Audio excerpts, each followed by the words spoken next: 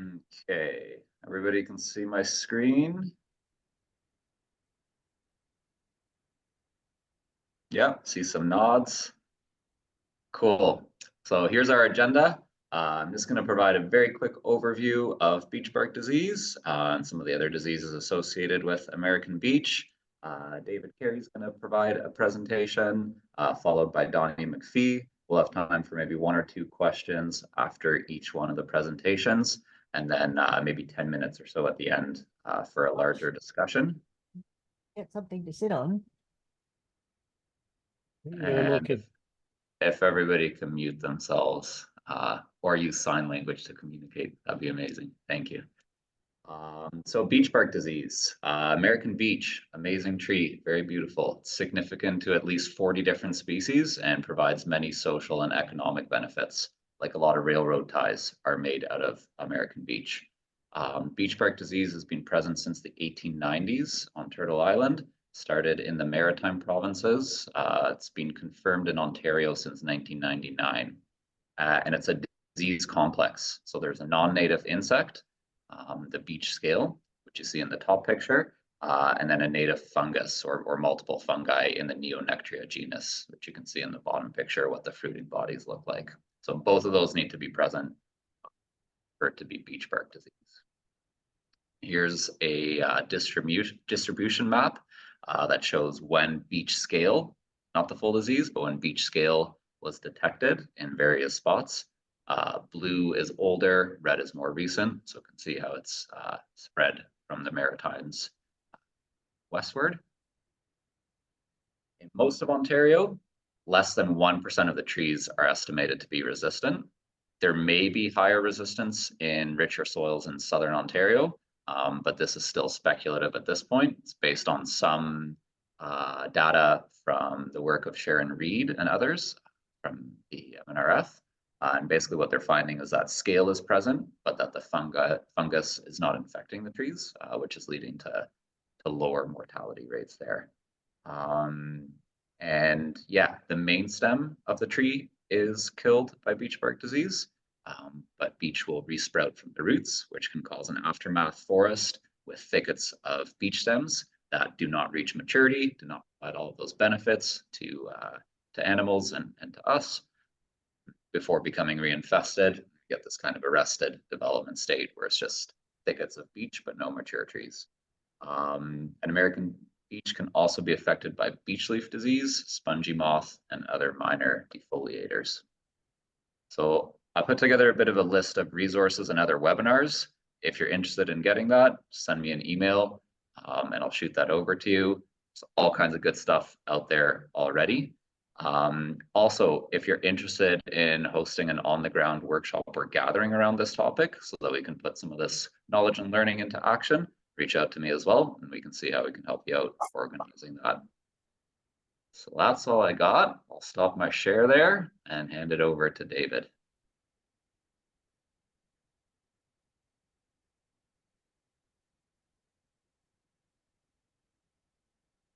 You. So I'm a little more used to Teams, but we'll try and make this work. Can you hear me okay? I can hear you good, yeah. Good. Okay.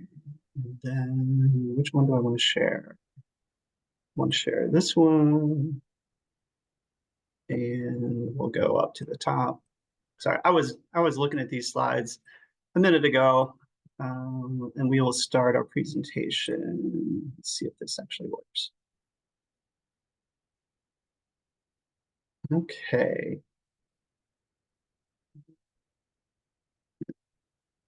I don't know what that means. Okay. So you're in presenter view, Dave. What's that? You're in presenter view. Fantastic. All right. So like see your notes rather than the whole screen. Oh, are you seeing my notes? Yeah. Oh, so I'm just seeing the presenter thing on here. You'll likely have to go back to your settings and just switch the screens that you're using. Gotcha. Okay. So new share. Gotcha. There we go. You're good now. Thank you. Sweet. Thank you for that tip. Appreciate it. All right. So I'd like to talk to you about some of our experience with breeding beech trees and trying to understand the underlying genetics. This picture was taken at Ludington State Park in a place called Beechwood Campground. This is where we made our first control crosses with resistant material. And so you've already covered this. I just got some critters on the slide. So why beech, right? So I'll skip over that one. And you've covered this as well.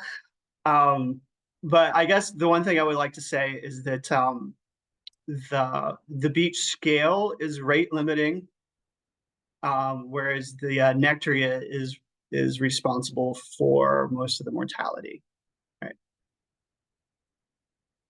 And the I guess the other little detail is that the white stuff here, the frass that's on the tree here, is the main dispersal mechanism here. I mean, the little insects, they don't really move around all that well, so they rely on wind and other animal dispersal.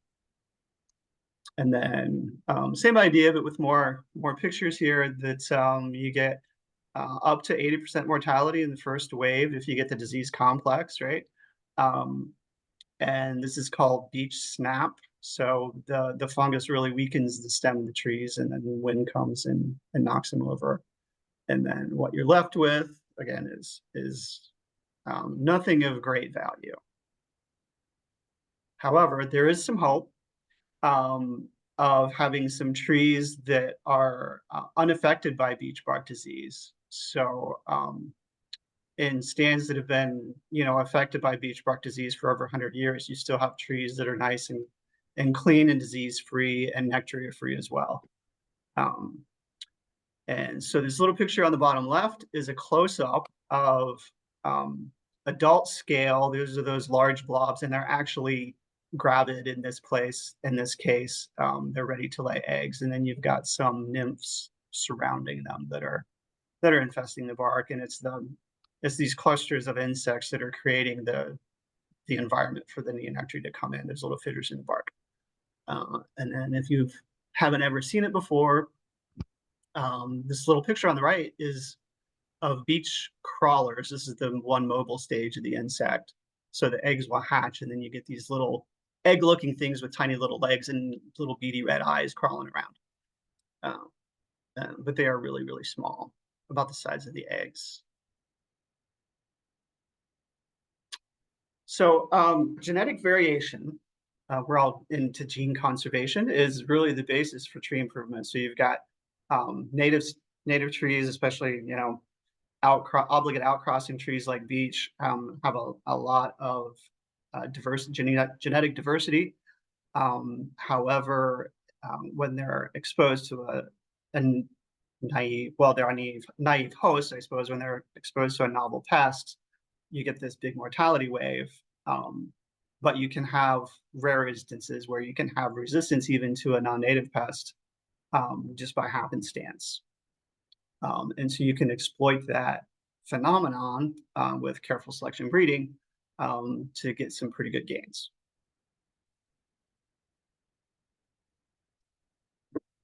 All right, so for breeding, you need to identify resistance first, right? And you want to preserve that resistance if at all possible, and to be able to propagate it. You need a good phenotyping, you need a good screen, you need to know exactly what resistance looks like. You also want to be able to validate what you're looking at as resistance to understand whether it's heritable or not, to determine kind of how to proceed in propagating resistance. And in the case of beech bark disease, the final step here would be breeding and deploying resistant stock back on a landscape, if that's your goal. And if you have restoration sites, of course, you would want to plant the most resistant material. They're the best stock you can. So we started in Beechwood Campground up in Michigan by doing some control cross pollinations. What when we first started, we really didn't have a lot of resources available. Jennifer, the PI for this project is Jennifer Cook, and I've been working with her since like the early 2000s. This was the first project we really worked on together. And as a young scientist, you usually don't have a lot of resources, and so we made our first pollination bags out of Tyvek house wrap and adhesive and staples and double-sided carpet tape, and we had a local power company that was really interested in the work and gave us a cut rate on some bucket truck time. We were in the campground, so we had big mature trees in places where you could get a bucket truck too. So that was really super convenient, because it's a up and down, up and down, up and down sort of situation when you're making a cross like this. And our fidelity was like 98% from Tyvek and adhesive and staples. So we were really excited. We found that out much later, but anyway, it ended up working pretty well for us, and we got some information out of this. And so the other piece to this is you need to have a phenotyping mechanism, right? And so this artificial inoculation technique was first developed by Dave and Dan Houston, and we made some modifications, and we were able to test seedlings with this technique. So you're taking, pulling insects off of a susceptible tree, sieving out the eggs, putting the eggs on this open cell foam, putting the foam on the trees, making little Tyvek teepees, because these trees are in the weather, so you want to keep the foam pads from getting soaking wet all the time. And you wait a year later, and this is what you see. So you see highly susceptible trees. You can see, if you're really lucky and you do things just right, well, if the genetics is right and the trees are right, you see resistance, right? And so you see a tree that's been exposed to the insects and is completely clear and insect-free. And then you also have, and it's sort of a degree notion in susceptibility. And so you see some moderately susceptible trees as well. And so we're counting adults and nymphs, and figuring out whether there's egg production and reproduction on these pads and things like that as well.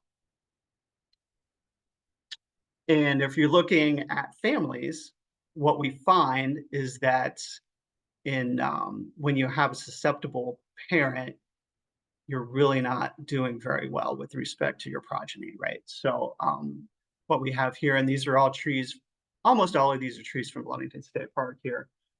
Some OP collections from susceptible trees. The red bars here are susceptibility, and what we're looking at in these bars here are the proportion of the trees that are either resistant, susceptible within that family, right? So in this case, red is susceptible, and so you're getting virtually all of your progeny to be susceptible if you have a susceptible parent. Even in an open pollinated situation, when you have resistant parents, if the other tree is susceptible, then you're really not doing a whole lot better. It's not until you get two resistant trees where you're really getting some big gain, and you're getting half of your progeny to be resistant to the scale insect here. And if you're really lucky, you have a special place where you have a cluster of resistant trees out on the landscape. And this was work done by David and Houston and others, that where they went into this stand that had apparently a lot of resistant stems. They removed all the susceptibles from that stand, and so we were collecting OP seed from this highly managed stand and getting 60% of the progeny resistant here. So that was pretty exciting thing to see. And so we can do the test on little seedlings. You can also do the test, this phenotyping test, out in the forest. And we also rely on a lot of folks who are working out in the forest already, a lot of state and private forest partners to test trees out in the forest. And so it's the same idea. You're putting eggs on a pad, putting the pad on the tree, surrounding that in Tyvek so that the insects can develop without them being soaking wet with this foam. And so you can look a year later, and in this case, we have a susceptible tree here, because you can see the little tiny, hopefully you can see the little tiny scale insects there on the bark. This is published, so you can see all the gory details if you look up this Joe article here. And we also have partners out collecting scion for us. So if we're finding, when they find resistant trees, they'll go ahead and collect branches for us. Sometimes we collect our own, sometimes we have state folks that go out and are excited about the research and are helping us out here. And they'll also collect seed from time to time for us. And what we do is use this hot callousing technique to propagate those resistant trees from the forest and get them into containers so we can look at them again. And so there are lots of different sort of methods for doing hot callus grafting, but the basic idea is that you're keeping the rootstock and the overstock cold and just allowing the graft union to go ahead and heal in a hot callus chamber. There's a lot of gory details to that. That was also published. And if those branches that you collect off those trees in the forest are programmed to flower, those grafts will flower too. And those little tiny trees will carry those nuts throughout that year, and you will be able to harvest full nuts off of those grafts. So this is really exciting finding that they were able to carry those nuts in that first year. Of course, they're in a greenhouse with light and good soil and the whole thing, so we're trying to baby them. But what that allows us to do is more controlled crosses in the greenhouse, so containerized crossing, and sort of reproducing what we've seen from our first crosses, that, yeah, if you have two resistant parents, you're going to get about 50% of the progeny to be fully resistant as well.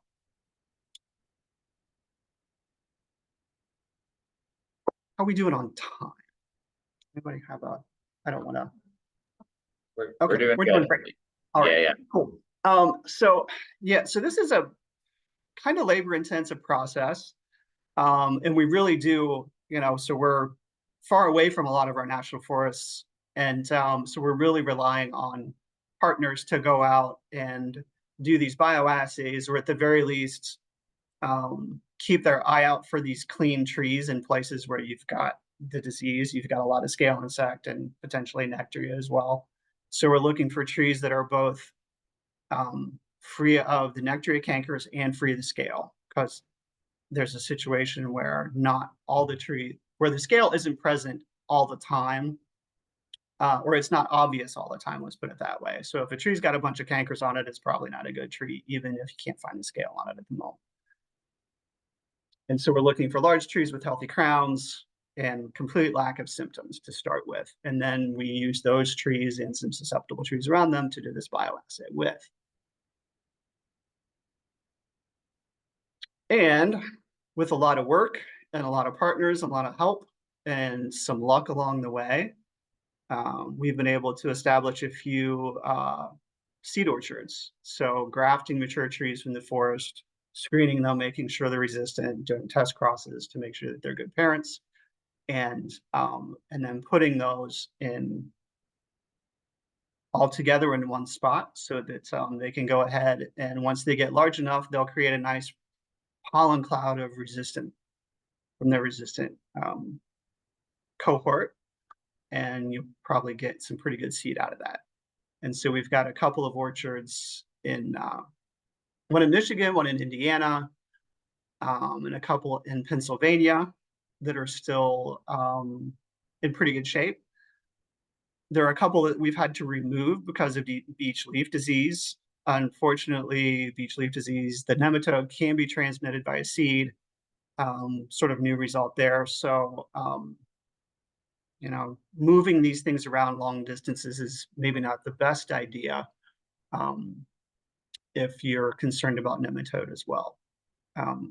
But we were really jazzed about this, and we were able to hand it off to our state partners to manage these orchards. And they should be coming online as far as producing resistant material here and resistant seedlings here very soon, if not already. So for those who like graphs and charts, so this is we're looking at a single susceptible family here.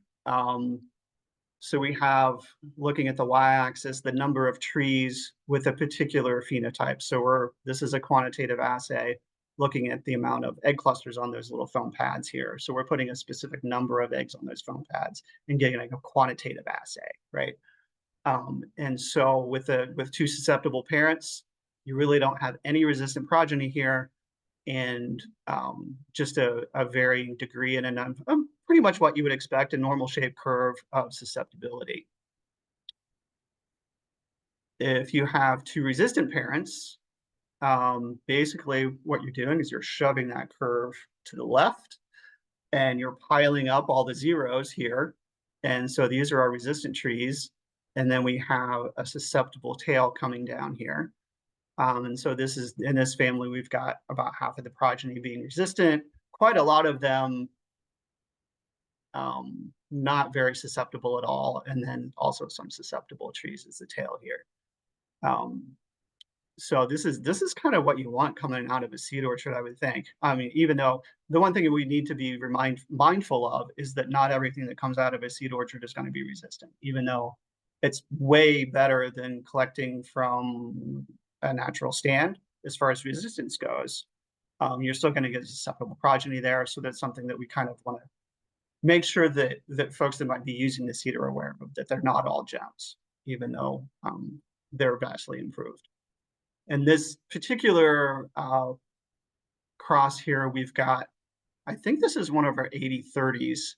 And so we've got, you can see that the y-axis here is broken, and we've got, what, 75% of these progeny being resistant here or something like that. Wait, no, these are counts. These are number of trees. So we're up here real high as far as the number of trees here. All right. So what have we learned?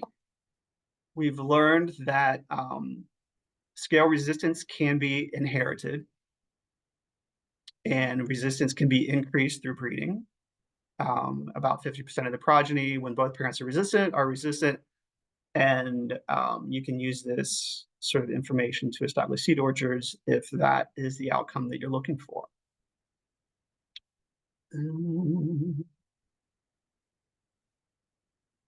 Is there animation on the, oh, this is my animation slide. Okay. Yay, partners. What can I say? This is a group effort. I mean, it's the work at the lab is challenging, but we couldn't have done all the travel necessary to make this work and do all the work at the lab as well. And so, of course, we also have to thank our funders, Forest Service, Forest Health Protection folks, Northern Research Station, which is where I work. I'm an employee of the Northern Research Station, USDA, Forest Service. And we've had some state partners help us fund as well. And the backdrop here is a nematode. So this is sort of foreshadowing another problem on the landscape, at least here. And it kind of put a halt to our beech bark disease program here. I mean, what we're doing right now is just trying to preserve the beech bark disease resistant germplasm that we have identified and available. Because deployment is a dicey thing if the seed might be carrying nematodes. So, you know, if you're in a place that has both, then yeah, you can deploy your resistance. And the nematode work is, we're just learning some things right now. So it's too early to really know where that's going to land. And I've got some more slides, but I'm going to stop right now for questions, and so that you can stop hearing me talk, I guess. Thank you, Dave. Very interesting. If anybody has a question, raise your hand, unmute yourself, throw it in the chat. Works best for you.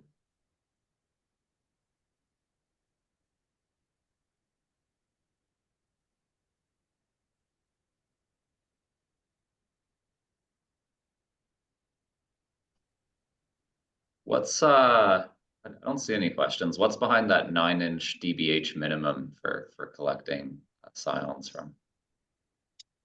That is, if your goal is seed orchards, you want to have something that's sexually mature. Beech has like a 40-year generation time, so you're looking for a 40-year-old tree. Okay, gotcha. Cool. Megan, go ahead.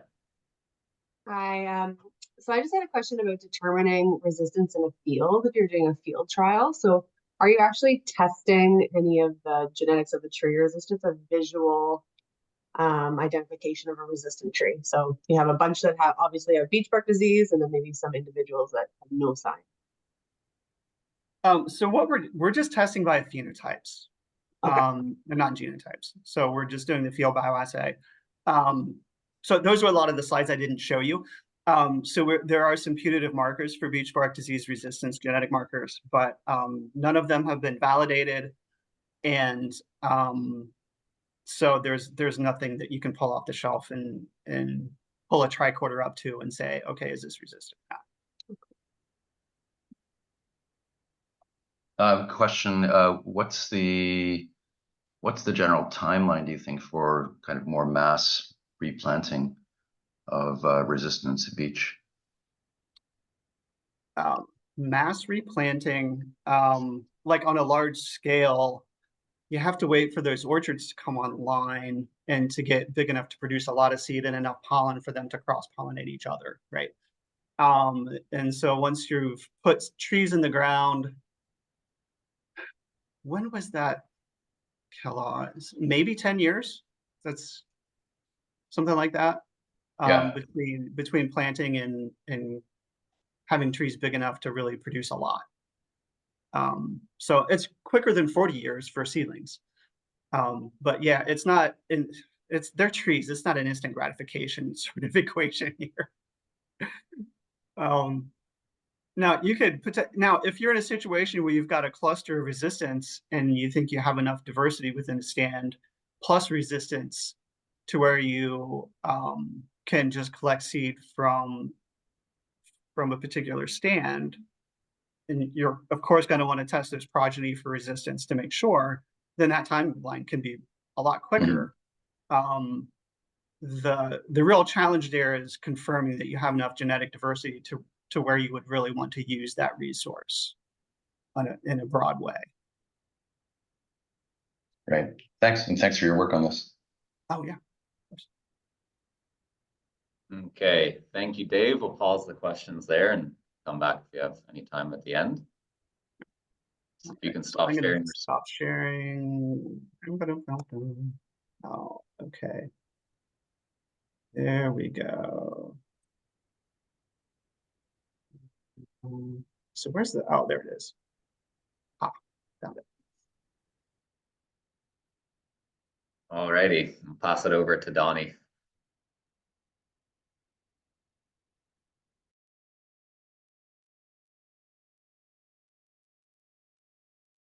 There, we all good? Hello? Yeah, looking good. Okay, perfect. Anyway, nice to see you again, Dave. Yeah, so a lot of the stuff I'm going to present here, you're going to see similarities because a lot of the work, as Dave mentioned, he was working with Jennifer Koch at the time, and I was working with Judy Lowe, and we were learning and trying to replicate and calibrate a lot of the stuff we were doing here in Eastern Canada, like they were doing in Ohio area. So again, I'm Donnie McPhee. So I'm currently the coordinator for Canada's National Tree Seed Center. And I know that isn't part of this, but something Dave said at the very end of his presentation, and it's my last slide too, is one of the paths forward, with all the things happening with beech, might be long-term storage of the genetic diversity of the species while we battle with I know, because here in the East, I know there's folks on here from Nova Scotia, and they're dealing with beech leaf weevil as well. So there's all kinds of issues going on. Yeah, so here at the National Tree Seed Center, and I wanted to put a picture up of my team here because when it comes to conservation of Canada's forest genetic resources, and we think beech is a species in need of that, the way things are going, this is the team that'll be doing that. Part of the National Tree Seed Center, again, we originate in 1967, but our mandate is to collect and provide seed of known origin and breeding.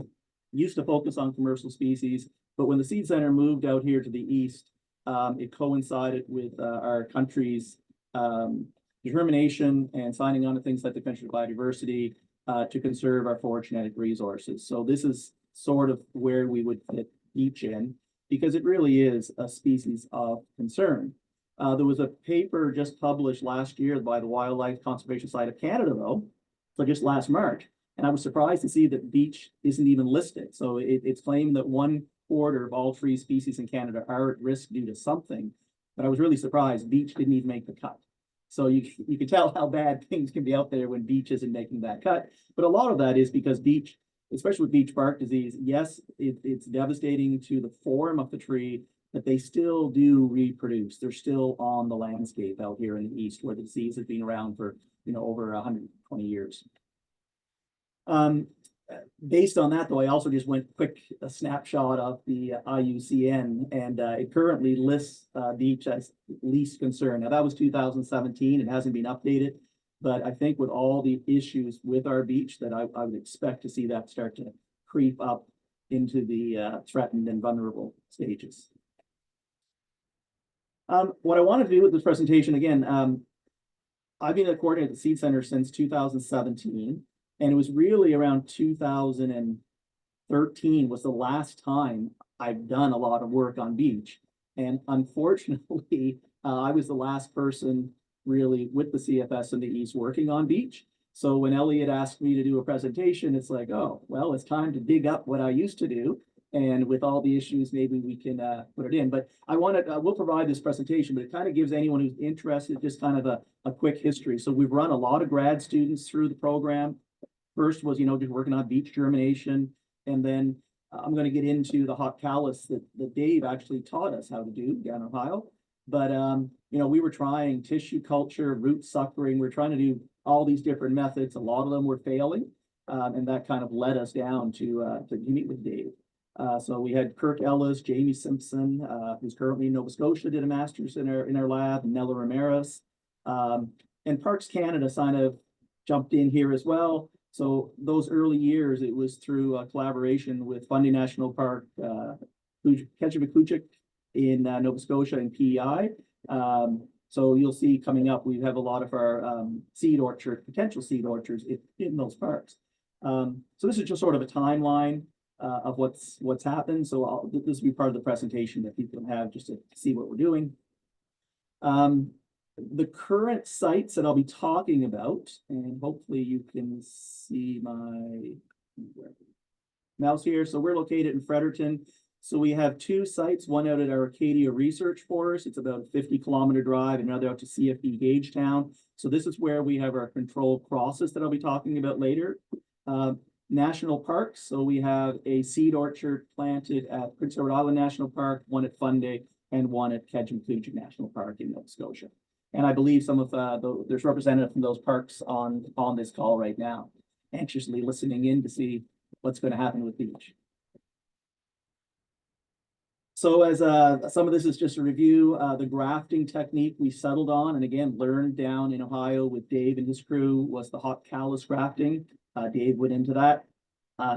There's about 41 different resistant genotypes. So all the stuff Dave talked about, going to the field with the wrapping the trees with the foam and the insects, we did all that. There were about 41 different trees we found locally within a 200-kilometer radius of our lab that were resistant. They seemed, the insects just did not seem to survive on the bark. So that was sort of our starting point.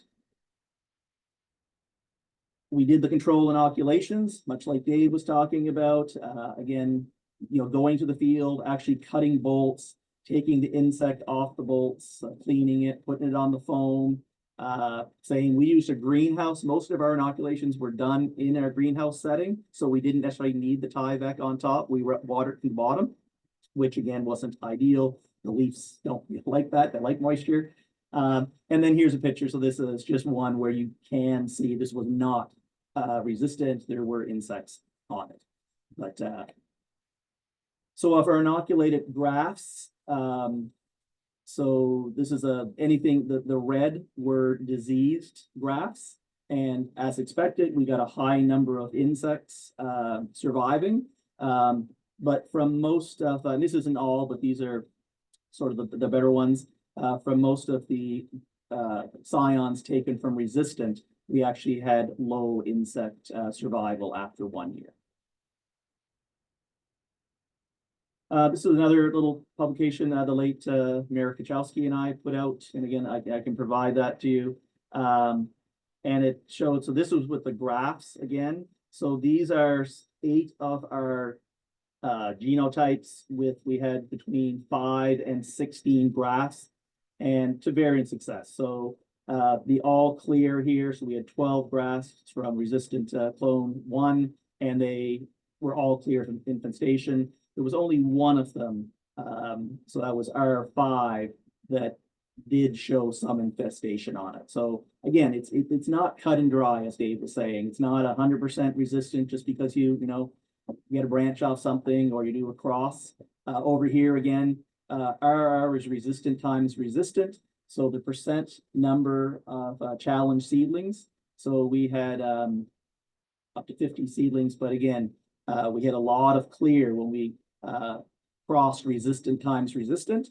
When we crossed resistant times susceptible. So that includes resistant flower from a female plant with diseased pollen, but also the opposite. We had diseased flowers on the diseased trees that we used clean pollen. Again, various degrees of clear, clear stems after we did the inoculations. And even though susceptible times susceptible, we still sometimes got clear of infestation. And that really kind of begged to question, okay, how well sometimes some of our inoculations were actually even working. We were putting about 300 eggs on a piece of styrofoam, on a piece of foam, put it on there. But just in a greenhouse setting, we ran into some problems with moisture, and maybe they were just drying out. They weren't getting the moisture they needed that they normally would get. So lots of issues, but yeah, we moved on. This is a site at Funday National Park. So at Funday, we planted out 109 grafts from 41 different genotypes. And this went in the ground in 2003.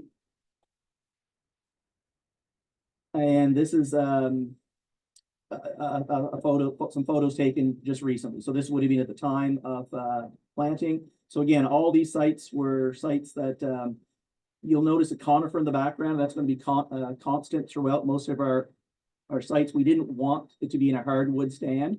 So the soils might not be perfect, but the idea was that if we did get pollination and it was open, it wasn't pollen coming in from diseased trees in the surrounding areas. So all of our plantations we put in basically conifer dominated stands. There might be that's a yellow birch in the background. My whole goal with this presentation is that there's some researcher listening in that's going, wow, we really should revisit this and apply for some funding to continue some of this work. This is in Prince Edward Island, again, conifer dominated stand. Again, we cleared all the sites before the trees went in. And this is sort of where the stand, I think these pictures are actually from 2018.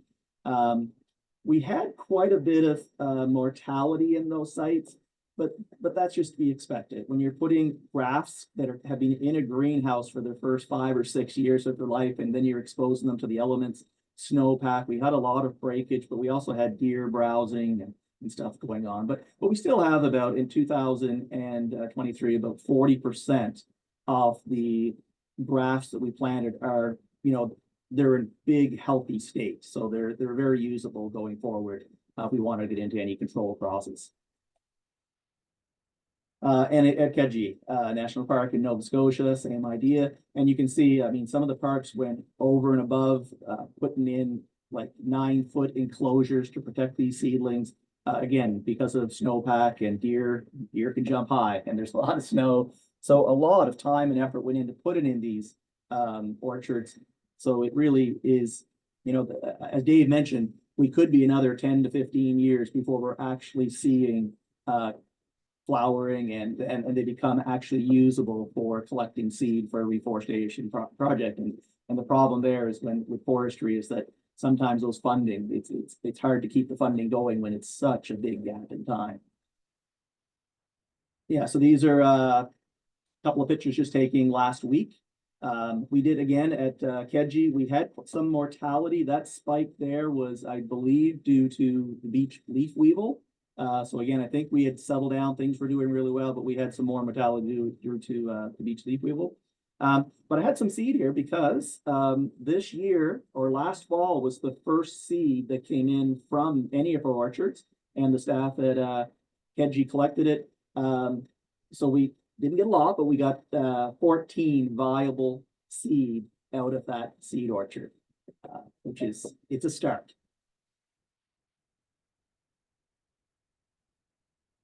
Moving forward here.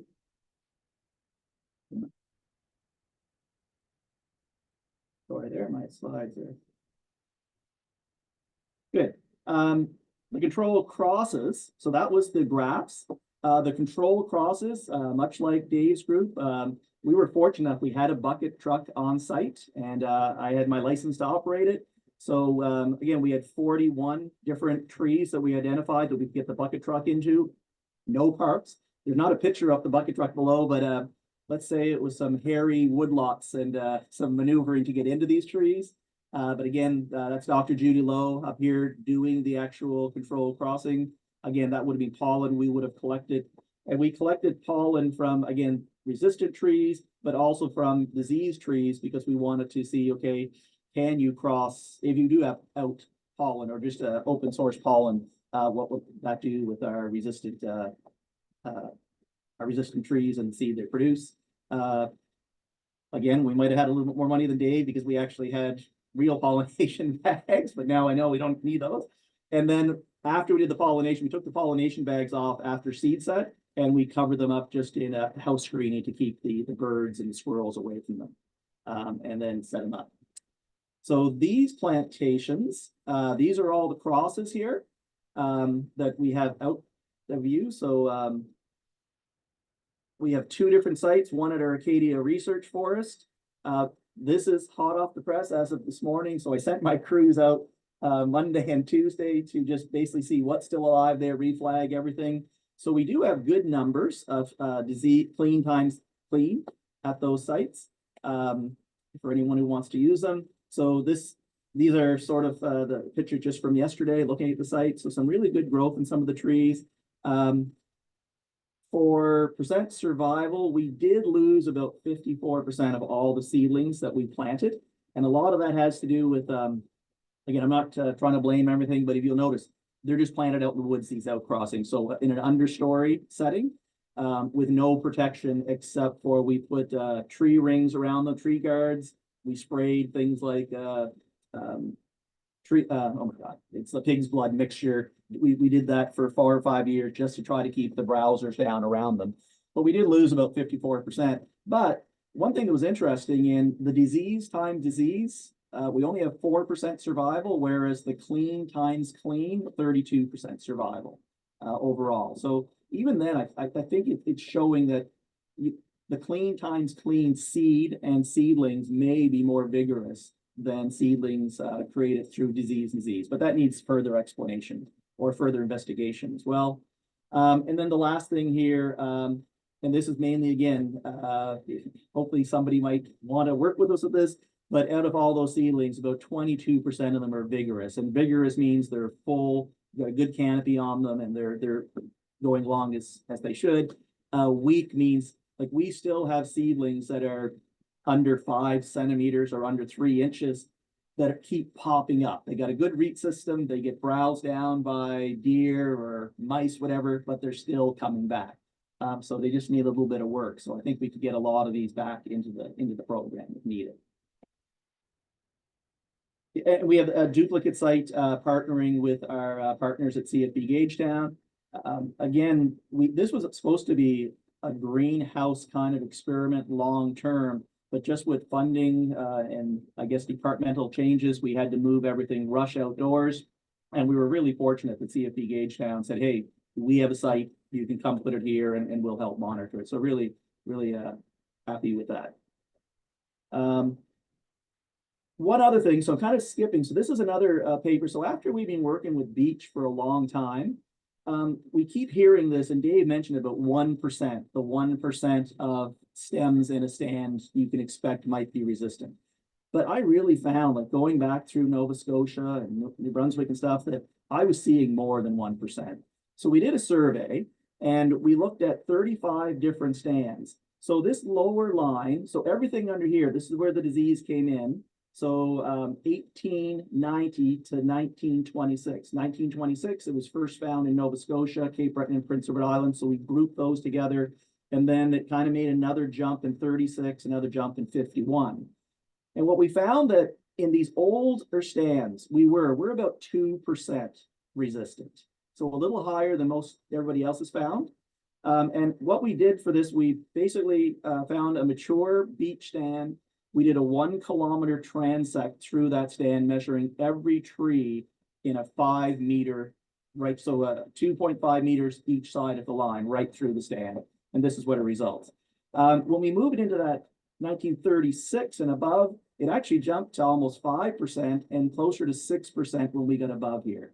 So there's a few things that could indicate. One is the insect, as Dave said, it's susceptible to temperature, and climate is warming. And we still think that even in the disease has been here a long time, we're still finding expansion of the insect, even in this region where it's been here for so long. So it's a little bit cautionary when you, like if I was working in northern New Brunswick and I was finding stems, and again, about 6%, I'm still not 100% confident those are all resistant. Some of them are probably still escapees. And I would say that would be the same heading the farther we head west. So it's just a little bit of caution there. The last thing I wanted to is, and so this is part of the National Tree Seed Center. We store seed cryogenically. So other species like butternut with butternut canker, we have the genetic diversity of butternut for Atlantic Canada stored in our cryo facility. We're working out west with white bark pine and Gary oak. We're working on other southern Ontario species. Beech, there has been work done, including by Valerie Pence back in the 90s, showing that beech should store well. There's been work done on the European beech and the Japanese beech, saying the same thing, that it stores. So we're really fortunate this year that our Parks Canada collaborators here in Atlantic Canada made seed collections last year, and they've donated them. So right now, this week, we're actually starting a cryogenic storage for beech. So maybe we'll have something to report on, but I think our technician Matt Brophy and Martel Williams, the researcher who worked with our cryo, say they don't see any reason. So then it just becomes a case of getting the seed we need from the regions we want and getting into storage until we work out some of these problems. And that's about it. This is my go-to slide at the end. So if anyone's on, and this is sort of some of the stuff we do with the National Tree Seed Center, but our email address is here. If you want to copy down, if you have any questions, you can send them along.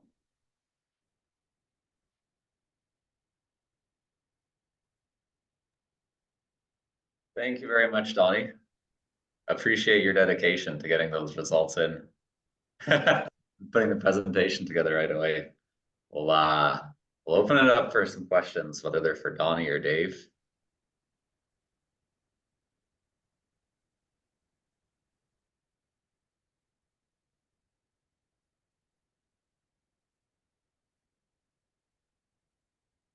I can't figure out how to put my hand up, but I'll ask a question. It's Matt Smith at Gedgemakujic Park. So we have one of the seed orchards, the one with the giant fence around it. So you see the deer browsing hasn't been so much of an issue. The dip in 2018 was actually a porcupine got in, crawled over, and started hitting quite a few of the stands. But now we're starting to see beech leaf mining weevil. Just last year was found in the stand. So we're looking at ways that we can kind of protect those trees. But yeah, it is kind of it's looks like it's going to be difficult with them being so small and the different treatments that might be available. But my question was other things that we could do to make it better for the trees to produce seed.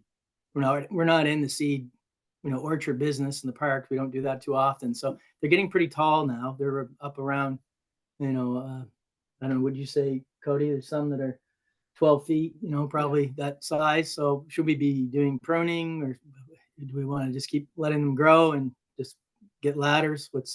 There's things we should be doing now. They're getting taller and growing more vigorously now. I might leave that to Dave based on his experience in their orchards. So the lawn crew is behind me, busy, so I apologize for the audio quality.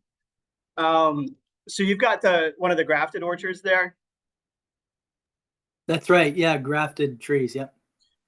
All right. Well, I know in containers, they respond pretty well to more nitrogen than you would think for beech.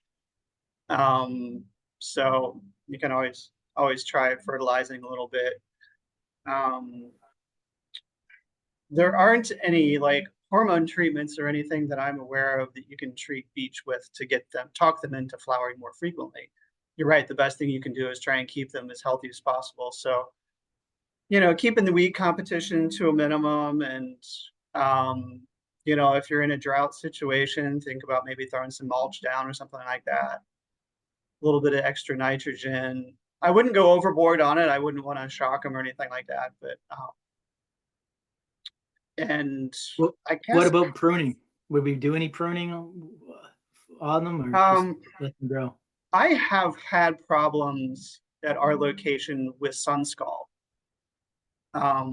So if you've got, well, because we do weed competition suppression around the bases, and then if you've got dark mulch and the winter, then you got sun scald situations. So I don't prune them up here because of that. So you got to be thinking about the thin bark on those and sun scald.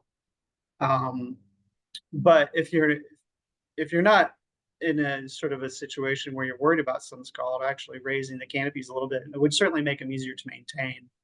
And if you want to like mow them once in a while or something like that, so you can maintain.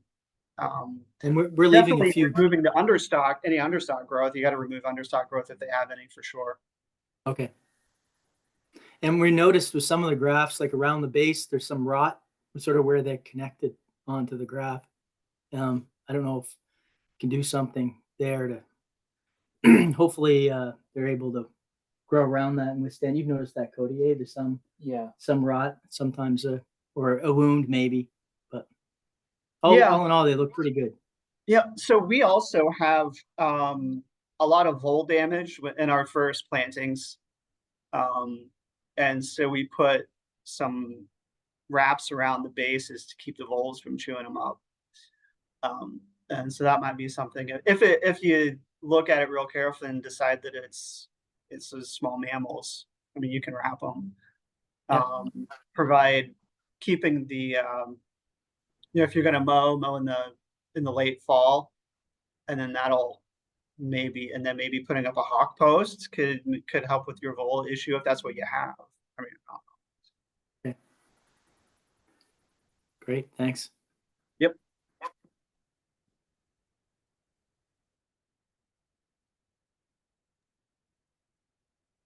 Anybody else who'd like to jump in? Any questions? Go ahead.